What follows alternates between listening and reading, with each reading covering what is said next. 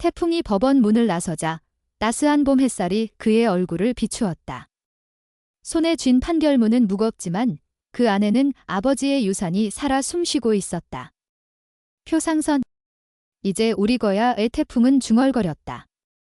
표바코의 무기징역 선고와 함께 1989년의 그 오래된 투자계약서가 모든 것을 바꿔놓았다. 2억 원의 투자금, 51% 지분, 그것은 단순한 종이가 아니었다.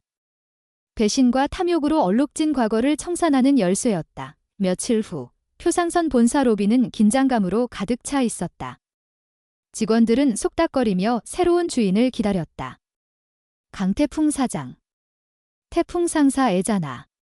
우리 회사를 어떻게 하려는 거지? 표 사장님 감옥 갔으니 끝난 거 아니야? 이제 우린 어떻게 돼? 불안한 목소리들이 사무실을 맴돌았다. 그때 문이 열리고 태풍이 미선, 고마진, 왕남모와 함께 들어섰다. 그의 표정은 차분했지만 눈빛에는 결의가 서려 있었다. 여러분, 안녕하세요. 저는 강태풍입니다. 오늘부터 표상선의 새로운 대표이사입니다. 태풍의 목소리가 로비에 울려 퍼졌다. 직원들은 웅성거렸다. 한 중년 남자가 앞으로 나서며 물었다. 정말로 51% 지분을 가졌다는 게 사실인가요? 표 사장님께서 그런 계약을 하셨을 리가. 태풍은 미소를 지으며 판결문을 들어보였다.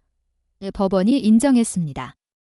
1989년 8월 제 아버지 강진영 사장님께서 표바코 사장님에게 투자한 2억 원 후 그 대가로 지분 51%를 받은 계약서가 증거입니다. 위조된 차용증은 무효예요. 직원들 사이에서 동요가 일었다. 일부는 안도감을 보였고 일부는 불신의 눈빛을 보냈다. 태풍은 말을 이었다. 저는 표상선을 망하게 하려는 게 아닙니다. 오히려 더 키우고 싶어요. 태풍 상사와 표상선을 합쳐 대한민국 최고의 무역 운수 그룹으로 만들겠습니다. 여러분의 경험이 필요합니다. 그의 진심 어린 말에 로비가 조용해졌다. 고마진이 앞으로 나서며 덧붙였다. 우리 사장님은 사람을 소중히 여겨요. 표 사장님처럼 억압하지 않을 거예요. 함께 가요. 1989년 8월 기록이 찢긴 장부에 숨겨진 진실이 드러납니다. 우여곡절 끝에 태국에서의 헬멧 사건도 마무리한 태풍 상사는 이제 IT의 물결을 타고 거듭 성장할 기회를 목전에 두고 있는데요. 시사에서 뿌려진 떡밥 중 하나는 강태풍이 아버지의 낡은 장부를 넘기다 멈춘 순간에 나옵니다. 1989년 8월 딱 한 페이지만 찢겨있는 회사 거래 장부가 바로 그것입니다. 표바코는 강진영 사장 죽음 이후로 태풍 상사가 꺼져가는 불씨처럼 보였습니다. 시간만이 문제일 뿐 새파랗게 어린 강태풍이 그 큰 회사를 운영할 거라 생각하지 않았던 겁니다. 태풍은 누렇게 변색한 종이를 펼쳐보는데 괜히 손이 떨리는 것이 느껴졌습니다. 1989년 8월 12일 태풍 상사 대표 강진영은 표상선에 공동사업 투자금 2억 원을 지급하며 이에 따라 표상선 지분 51%를 취득한다. 양측 하의 작성함. 강진영인 표바코인 오 표바코의 도장과 서명이 선명한 계약서를 태풍은 읽고 또 읽었습니다. 순간적으로 퍼즐이 맞춰졌습니다. 아버지가 표바코에게 빌려준 게 아니라 투자했다는 것, 51%라는 건 태풍 상사가 표상선의 실질적 대주주라는 의미라는 거죠. 그리고 아버지가 쓰러지기 직전 표바코를 만나러 갔다는 어머니 말이 떠오릅니다. 돈을 돌려받으러 갔다가 화를 내며 돌아온 아버지 하나밖에 없는 아들 표현준이 거래처 사장들한테 폐해를 끼칠 때 강진영 사장 아들 강태풍은 안전화 수출 성공에 이어 태국의 새로운 거래처까지 뚫고 왔습니다. 점점 표바코는 숨이 막혀옴을 느낍니다. 그리고 그의 숨을 턱 막히게 하는 차용증의 정체. 그 정체는 표상선의 실제 주인은 태풍 상사라는 증거였습니다. 우여곡절 끝에 거래를 하나씩 성사시키는 태풍 상사, 강태풍 사장은 결국 표상선을 움켜쥐고 뒤흔듭니다. 그리고 아버지 강진영 사장에 대한 복수까지 하는 사이다. 전개가 가득한 11화 예고 리뷰 시작합니다. 1989년 8월 부산항 수출 대란이라는 글로벌 해상 운임 급등과 컨테이너 부족, 수출 물량 폭증이 맞물려 부산항을 중심으로 수출 기업들이 심각한 물류난을 겪었던 시기였습니다. 1989년 8월 10일부터 15일까지 부산항에서는 실제로 대규모 파업이 벌어졌는데요. 크레인이 멈추고 선박이 정박했으며 8월 10일부터 16일까지는 관세청의 허위 수출 단속까지 강화되었습니다. 8월 15일 광복절로 은행까지 문을 닫으면서 금융거래까지 차단돼 수출업계는 아비규환이었죠. 바로 이 시기 태풍상사에 찢어진 장부는 1989년 8월 10일부터 16일까지의 거래가 누락되어 있음을 알려줍니다. 1989년 8월 12일 부산항 수출 대란으로 표바코의 선박이 출항하지 못했습니다. 급한 불을 끄려면 돈이 필요했고 그가 찾아간 사람은 태풍상사의 강진영 사장이었습니다. 강 사장, 같이 사업 한번 해보자. 내가 배 쪽은 잘하니까 이번 기회에 표상선이랑 태풍상사가 파트너가 되는 거야. 강진영은 수출 대란이 있기 전에 미리 선박을 확보했습니다. 표바코의 표상선이 선적이 늦어진 이유를 강진영은 이미 알고 있었습니다. 상대방의 어려움을 고려하지 않고 자신의 이익만 쫓다가 수출 일정이 꼬이고 만 것이었죠. 강진영 사장은 고민 끝에 결단했습니다. 대한민국 수출을 일구는 상사맨들, 서로 돕고 함께 커가는 관계로 생각했던 거죠.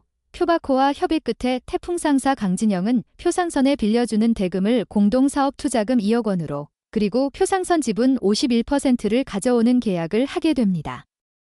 단순한 투자가 아니라 태풍상사가 표상선의 대주주가 되는 거래였습니다.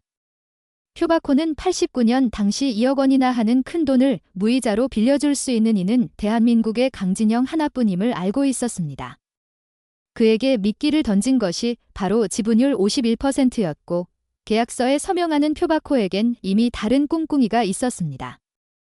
절대 태풍상사가 51%의 지분 행사를 하지 못하게 말이죠. 하지만 강진영은 함께 대한민국 수출을 키워갈 동료를 얻는 것에 가치를 더 두었기에 표바코의 서늘한 시선을 느끼지 못했습니다. 그리고 태풍상사에서 26년을 보낸 총무부 차장 차택이 당시 두 회사의 투자계약서 작성을 담당했습니다.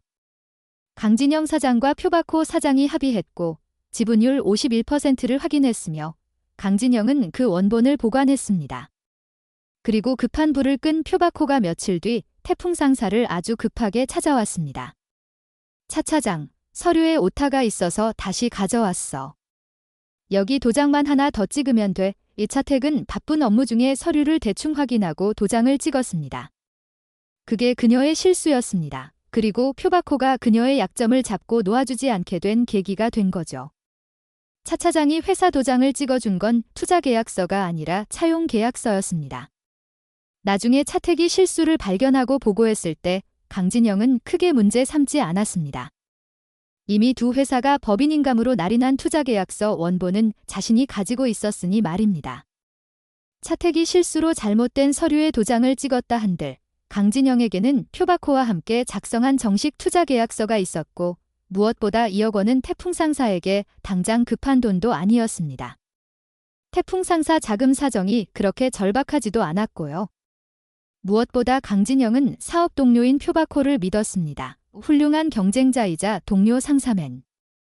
함께 대한민국 산업 수출을 일구는 비즈니스 파트너로 말입니다. 뭔가 착오가 있었을 거라 대수롭지 않게 여기면서 나중에 정정하면 될 일이라고 생각했던 강진영이었습니다. 강진영은 원본 투자계약서를 태풍상사 직원들과 함께 찍은 단체 사진 액자 뒷면에 조용히 보관해 두었습니다. 나중에 필요하면 꺼내면 되지 하면서 말이죠. 8년이 흘러 1997년 11월 IMF가 터지고 태풍상사는 위기에 처합니다. 자금이 필요해진 강진영은 8년 전 표바코에게 투자한 2억 원을 기억하고서 표상선을 방문합니다. 표 사장, 지금 회사가 좀 어려워서 그러는데 2억 전부는 아니고 일부라도 돌려받을 수 있을까? 9년이나 지났으니 이자까지 합치면 꽤 되잖아. IMF로 인한 스트레스도 컸지만 표바코의 배신이 결정타였습니다. 사람을 믿었던 자신이 바보 같았다는 충격. 동료라 생각했던 사람이 적이었다는 절망이 한순간에 그를 쓰러지게 만들었던 겁니다. 그는 병원에 입원해 있으면서 표바코가 모든 걸 조작했다는 것을 인정했습니다. 차용증을 위조했고 차택의 실수를 이용했다는 것을 말이죠. 하지만 자신이 쓰러지면 이 진실이 사라질 거라는 두려움에 휩싸였습니다. 태풍이 그저 숨겨진 계약서가 어디에 있는지 알아주기만을 바랄 뿐이었죠.